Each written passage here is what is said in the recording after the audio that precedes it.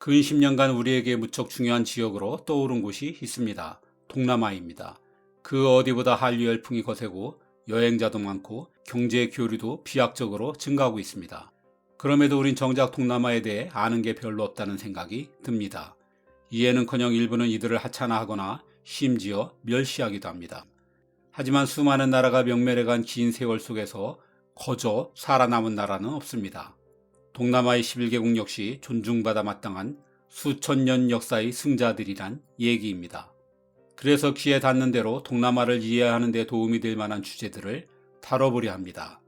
오늘은 그 첫 번째로 일종의 오리엔테이션입니다. 동남아의 특징들과 각 나라의 지역 내 포지션, 그리고 누구를 좋아하고 싫어하는지 국가 간의 관계를 1, 2부로 나눠 알아봅니다. 동남아 11개국은 미얀마, 태국, 라오스, 캄보디아, 베트남, 말레이시아, 싱가포르, 브루나이, 인도네시아, 동티모르, 필리핀입니다. 이들 나라 중 특히 대륙에 있는 미얀마, 태국, 라오스, 캄보디아, 베트남을 인도차이나 국가들이라고도 합니다. 하지만 이 명칭은 서구 열강들이 편의상 인도와 중국 사이에 있는 나라라고 뭉뚱그린 모멸적인 이름입니다. 한국을 차이나 재팬이라고 부르는 것과 같은 것이죠. 그러니 사용하지 않는 게 좋겠습니다. 이 명칭에서 보듯 동남아 각국은 태국을 제외하고 모두 유럽의 식민 지배를 받았다는 공통점이 있습니다. 2차 대전 땐 일본의 지배를 받았다는 점도 같지요. 태국이 식민지를 면하게 된 사정은 우리에게도 여러 가지 생각할 거리를 주니 나중에 별도로 다루도록 하겠습니다. 그런데 흥미로운 점은 누구의 지배를 받았느냐에 따라 지금의 정치 사회 문화가 확연히 달라졌다는 것입니다. 독립 전까지 미얀마, 말레이시아, 싱가포르, 브루나이는 영국, 인도네시아는 네덜란드, 필리핀은 미국, 동티모르는 포르투갈의 식민지였습니다. 이 국가들은 대부분 식민국의 의회제와 선거제의 영향을 받으면서 왕정이 무너졌습니다. 선거는 하지만 일당의 독주가 계속되고 있는 싱가포르를 제외하면 여야의 정권 교체도 비교적 순조롭습니다.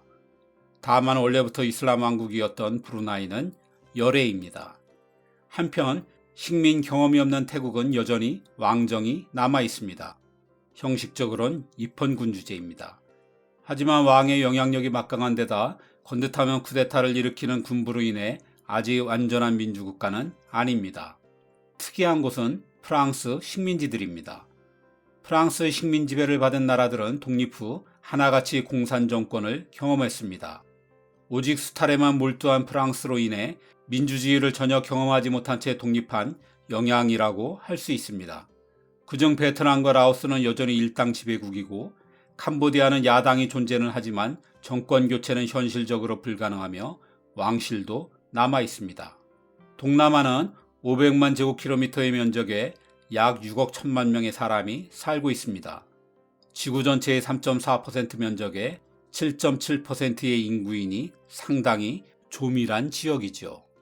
이 중 인도네시아가 땅 크기로도 1등이고 2억 7천만 명으로 인구도 압도적으로 1위입니다. 반면 브루나이는 크기도 제일 작고 45만 명으로 인구도 제일 적습니다.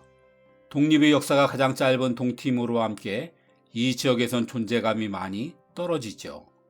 하지만 땅이 크고 인구가 많다고 강국은 아닙니다. US 뉴스 앤 월드 리포트의 2022년 조사 발표를 보면 동남아에서 가장 강력한 국가는 베트남과 싱가포르가 1, 2위입니다.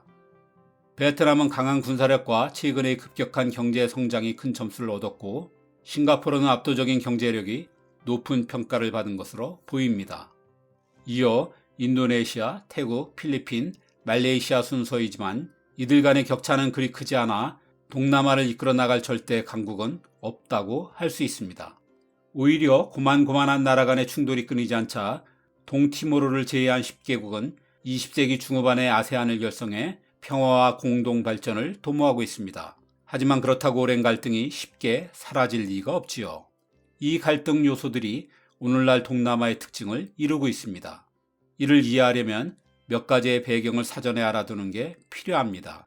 크게 세 가지입니다. 하나는 오랜 갈등의 뿌리입니다. 동남아는 두 개의 권역으로 나뉘어 있습니다. 하나는 대륙권으로 미얀마, 태국, 라오스, 캄보디아, 베트남이고 또 다른 하나는 섬으로 이루어진 해안권으로 말레이시아, 싱가포르, 브루나이, 인도네시아, 동티모르, 필리핀입니다.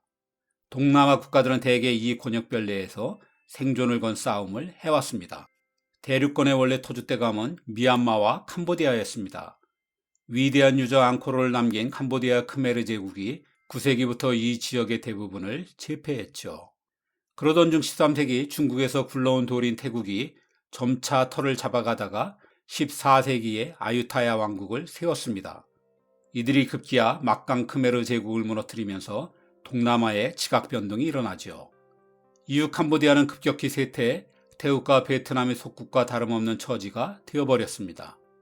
이렇게 한방에 무너진 캄보디아와 달리 미얀마는 태국과 정말 질기디질긴 경쟁을 벌였습니다. 국가의 운명을 건 큰 전쟁만 30회가 넘습니다.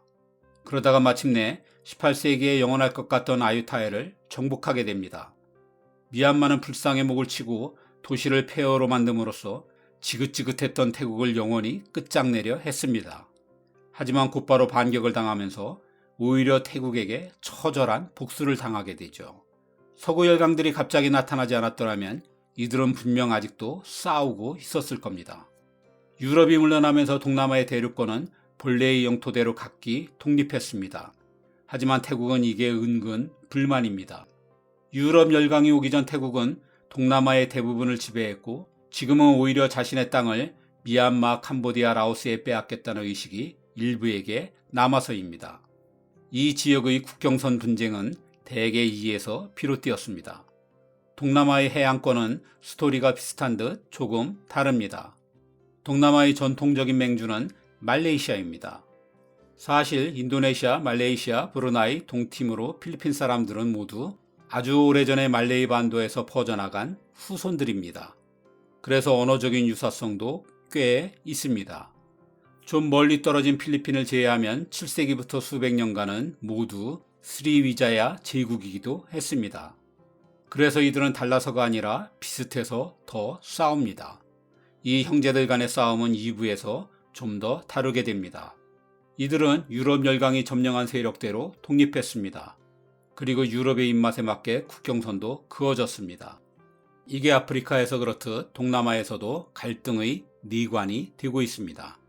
두 번째는 경제적인 격차입니다. 경제력으로만 따진다면 이 지역에선 싱가포르가 넘사벽입니다. 1인당 GDP가 8만 달러가 넘습니다. 하지만 인구 600만의 작은 도시 국가라는 분명한 한계가 있습니다. 반면 태국은 전체 GDP 5천억 달러에 1인당 GDP가 7천 달러입니다. 전형적인 중진국 수준이지만 인구가 7,200만 명의 안정적인 규모의 경제를 가진 나라입니다. 우리 중엔 태국을 얕보는 사람도 있겠지만 태국은 엄연히 동남아의 이웃들에겐 기회의 땅입니다. 미얀마, 캄보디아, 라오스의 수많은 사람이 먹고 살기 위해 태국에서 노동자로 일하고 있습니다. 동남아 해안권에서 태국의 역할을 하는 곳이 말레이시아입니다. 말레이시아는 인구와 전체 경제 규모가 태국보단 적지만 1인당 GDP가 12,000달러로 훨씬 높습니다. 일자리를 얻기 어려운 싱가포르와 달리 말레이시아는 인도네시아, 동티모르, 필리핀 사람들의 삶의 터전이 되고 있습니다. 하지만 고용주인 태국, 말레이시아와 피고용자인 그 밖의 나라들 사이엔 차별과 불평등, 인권 경시 등의 문제가 일어나기 마련입니다. 이게 또 다른 갈등의 요인이자 동남아의 특징입니다. 마지막 세 번째는 다양한 종교입니다. 동남아의 대륙권인 미얀마, 태국, 라오스, 캄보디아, 베트남은 모두 불교권입니다. 해안권은 좀 복잡해 싱가포르는 불교가 과반이지만 이슬람과 기독교도 꽤 있고 필리핀과 동티모르는 절대 다수가 가톨릭입니다. 나머진 세계 최대의 이슬람 국가인 인도네시아를 비롯 말레이시아, 브루나이가 모두 이슬람입니다. 이 종교가 각 나라의 사회문화에 지대한 영향을 끼친 건 너무나 자명합니다. 거기에 각기 다른 종교가 동남아 국가 간의 평화를 위협하는 불씨라는 것도 분명합니다.